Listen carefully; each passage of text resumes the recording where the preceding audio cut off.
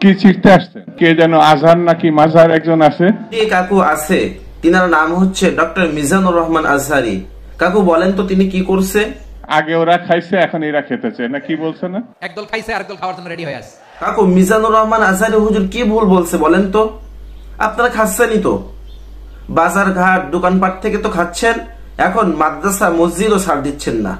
দর্শক, তার বাস্তব প্রমাণ হিসেবে আমি আপনাদেরকে একটা ভিডিও দেখাবো, সাথে সাথে এই কাকু ভিডিওটি আপনারা দেখতে পাবেন এবং এই কাকু কিভাবে মিজানুর রহমান আজহারি হুজুরকে কটাক্ষ করছে সেটাও আপনারা দেখতে পারবেন এবং এই কাকুকে নিয়ে আপনার কি মতামত অবশ্যই কমেন্ট করে জানাবেন। চলুন দর্শক, আমরা দেখে আসি জনপ্রিয় বক্তা সোহেব হুজুরের মাদ্রাসা থেকে কিভাবে চাঁদাবাজি করছে এই বিএনপির লোকেরা। মেহেরবানি করে আপনাদের কাছে আমি একটা অনুরোধ করছি, আমি আপনাদের দিনী ভাই হিসাবে একটা অনুরোধ করছি, আপনারা আমার লাইভটা সর্বোচ্চ আজকে শেয়ার করবেন, সর্বোচ্চ শেয়ার করবেন আমার লাইভটি। এটা আপনাদের কাছে আমার অনুরোধ। আমি একটা বিশাল ঝামেলার মধ্যে পড়ে আপনাদেরকে আমি লাইভটা দিছি। আপনারা একটু দেখেন আমরা কোন দেশে বসবাস করতেছি। আপনারা দেখেন যারা মানুষের সামনে এসে বলে সাধু সাজে, আমি তাদের মুখোশটা উন্মোচন করার জন্য আজকে লাইভটা দিছি।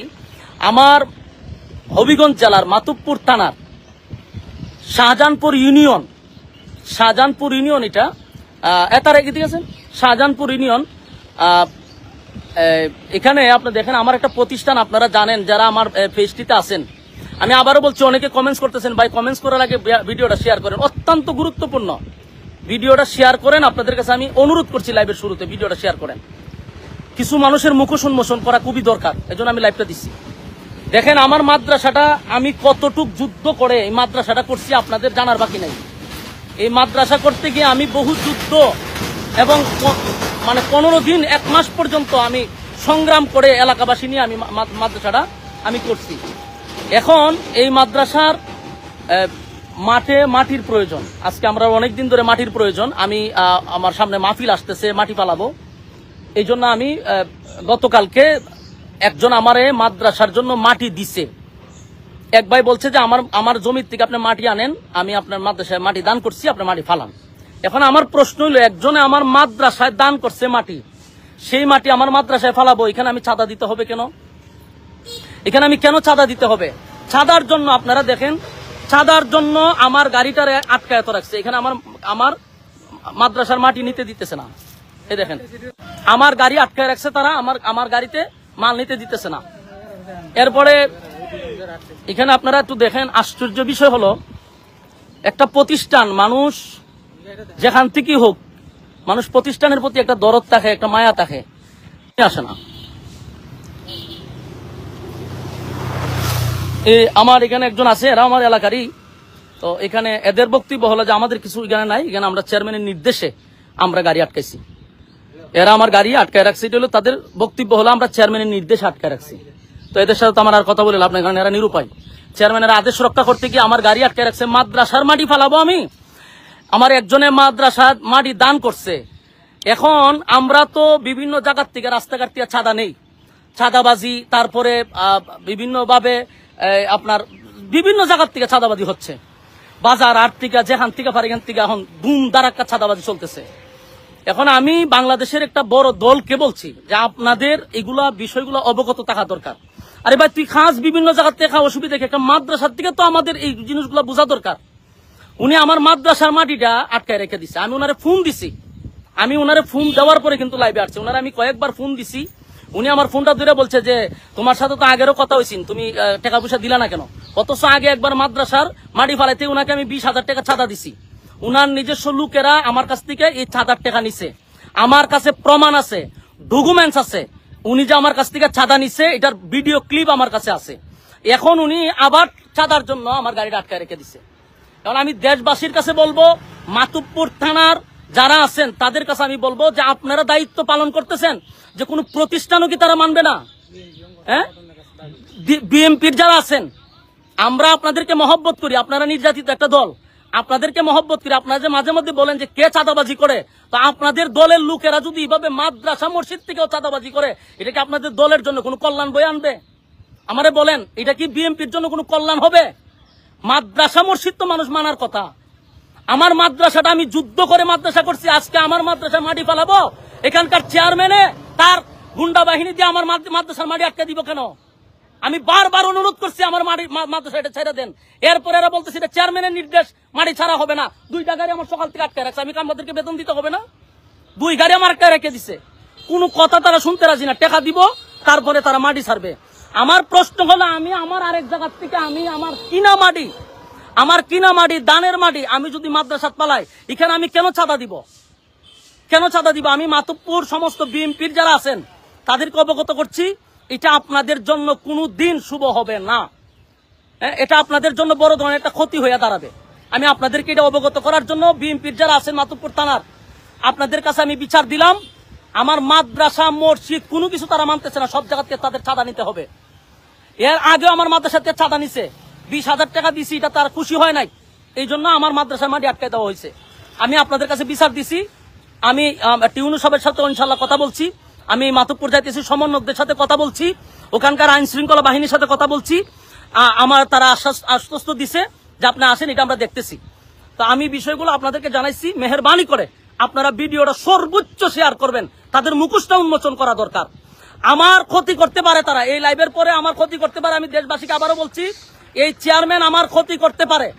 আমার যদি কোনো ধরনের ক্ষতি হয়, বুঝবেন এরা জড়িত। আমার পান্নাসির ভয় আছে, আমার যে কোনো সময় তারা আমার হামলা করতে পারে, আমার প্রাণের উপরে তারা হামলা করতে পারে। শাহজাহানপুর পারভেজ চৌধুরী চেয়ারম্যান ইউনিয়নের, সে তার বাহিনী দিয়ে আমার উপরে ক্ষতিও করতে পারে। আমি আগে দিয়ে লাইভটা জানাই রাখলাম, যদি আমার বিন্দু পরিমাণ কোনো সমস্যা হয়, এটার দায়ভার এখানকার চেয়ারম্যানে নিবে, আমি এখন চাইতেছি প্রশাসনের কাছে, যা করার আপনারা সামনেই আমি লাইভে স্পষ্ট বলতেছি, যদি আমার কোনো ক্ষতি হয়, এটার জন্য দায়ভার হলো এলাকার চেয়ারম্যান এবং তার বাহিনী দিয়ে এই হামলাগুলি করতে চাইতেছে। এরা যে কোনো সময় আমার উপরে হামলা করার জন্য প্রস্তুত।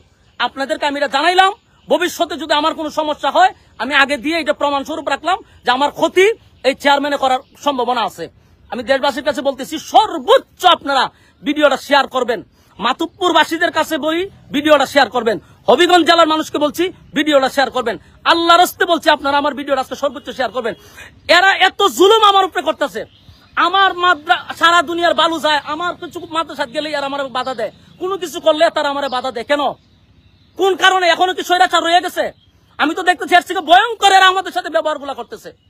এই জন্য আমি মাতুব্বরের বিএনপির লোকদেরকে বলছি, আপনাদের প্রতি আমাদের এখনো সুধারণা ছিল, কিন্তু আপনাদের কর্মীরা যা করতেছে, এটা বাংলাদেশের জন্য ভালো হবে না, আপনাদের দলের জন্য ভালো হবে না। এরা মসজিদ বুঝে না, এরা মাদ্রাসা বুঝে না, সব জায়গার থেকে এদের চাঁদা নিতে হবে। কেন চাঁদা দিতে হবে তোদেরকে? সর্বোচ্চ আপনারা ভিডিওটা শেয়ার করবেন।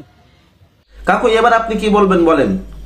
এরকম প্রতিনিয়ত হাজার হাজার জায়গা থেকে চাঁদাবাজি করছে। এখন এই কথা বলতে গেলেই মিজানুর রহমান আজহারী হুজুর খারাপ কেন? চলুন দর্শক, এবার আমরা দেখেছি এই কাকু কি বলছে। আমি ভোট করতে পারলাম না, তাহলে কি ছিটছেন আপনার ক্ষমতায় বসে? কোন দলকে নির্বাচিত করা মানে ক্ষমতায় বসানোর জন্য আমরা আসি না, কি ছিটতে আসছেন? কে যেন আজহার নাকি মাজার একজন আছে, আগে ওরা খাইছে, এখন এরা খেতেছে না, কি বলছে না? আইরে রাজনীতি করবেন স্বনামে আসে, আড়াইলে আপনার রাজনীতি করেন, জামাতে জয়েন করেন, আপত্তি নেই তো, অন্য একটা দলে জয়েন করেন। আপনাদের জন্মেরও অনেক আগে বিএনপি 3-4 বার ক্ষমতায় আসছে। আবার আরেকজন আছে, সে ছাত্রলীগ থেকে আসে, এখন তো ভাই সেখানে আপনি ফিরতে পারবেন না। আমার মাথা মাঝে মাঝে আওলা জাওলা হয়ে যায়। আমি ভোট করতে পারলাম না, তাহলে কি ছিটছেন আপনার ক্ষমতায় বসে? একটা কথা বলতে পারেন না, আপনারা ভাত খাওয়াতে পারেন না দেশবাসীকে, কি ছিটছেন?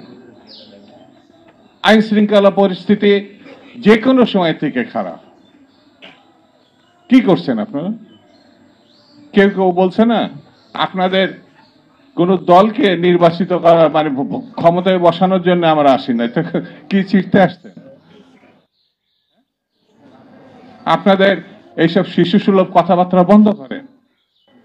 আপনাদের ঘাড়ে পা দিয়ে আমরা ক্ষমতায় আসি নাই।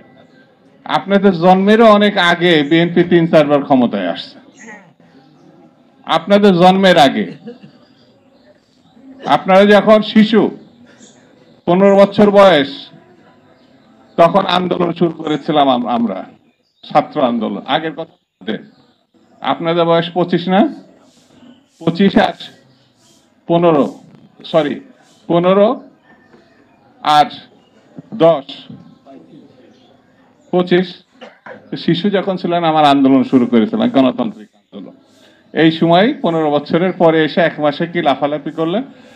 সবাই তো স্ব নাম বাদ দিয়ে আপনাদের ছায়াতলে গিয়েছিল। বৈষম্য বিরোধী ছাত্র আন্দোলন গিয়েছিল না? ছাত্রদল নেয় নাই, ছাত্র ইউনিয়ন নাম নেয় নাই। শিবির নাকি তো বলে আমরা ছাত্রলীগের মধ্যে ছিলাম, বলে না ছাত্রলীগের মধ্যে ছিলাম। তার মানে যাকে পিটাইছে সেই তো শিবির পিটাইছে, শিবিরই পিটাইছে না? কি যে বলে, একটু বুদ্ধি জ্ঞান করেও কথা বলে না। আবার আরেকজন আছে, সে ছাত্রলীগ থেকে আসে। এখন তো ভাই সেখানে আপনি ফিরতে পারবেন না, কারণ সেটা তো নিষিদ্ধ সংগঠন। সে আবার বড় বড় কথা বলছে। ইলেকশন দেন, এটা সহজ পথ সসম্মানে ঘরে ফেরার। আরে ভাই আপনারা এত ভয় পাচ্ছেন কেন? এত বড় একটা গণ অভ্যুত্থান করেছেন, বিপ্লব করেছেন, দেশবাসী তো আপনাদেরকে চিনে, আপনাদেরকে ভোট দেবে না, এটা আপনার কেন এই ধরনের সন্দেহ করছেন? ইলেকশন দিলে তো আপনাদের জেতার কথা না? 90-এর গণ অভ্যুত্থানের পর তো বিএনপি জিতেছে, ছাত্র দলের সরাসরি নেতৃত্বে তখন গণ অভ্যুত্থান এসেছে। তা আপনাদের নেতৃত্বে যদি গণ অভ্যুত্থান হয়, তা আপনারা তো একটা রাজনৈতিক দল গঠন করার চেষ্টা করছেন না? তাহলে ইলেকশন দিবেন না কেন? ইলেকশন দিলে তো জিতবেন। বিএনপি নাকি চাঁদাবাজি করে, বিএনপি নাকি দখলবাজি করে, বিএনপি নাকি ওই যে কে যেন আজহার নাকি মাজার একজন আছে, আগে ওরা খাইছে এখন এরা খেতেছে না, কি বলছে না? আইরে রাজনীতি করবেন স্বনামে আসে, আড়াইলে আপনার রাজনীতি করেন, জামাতে জয়েন করেন, আপত্তি নেই তো, অন্য একটা দলে জয়েন করেন। ভারতকে এত ছোট করে ভেবেন না। সরকারের উদ্দেশ্য বলি, ভারত আর সীমাহীন লুটপাটের যে টাকা শেখ হাসিনার, প্রচুর অস্ত্র তার কাছে আছে।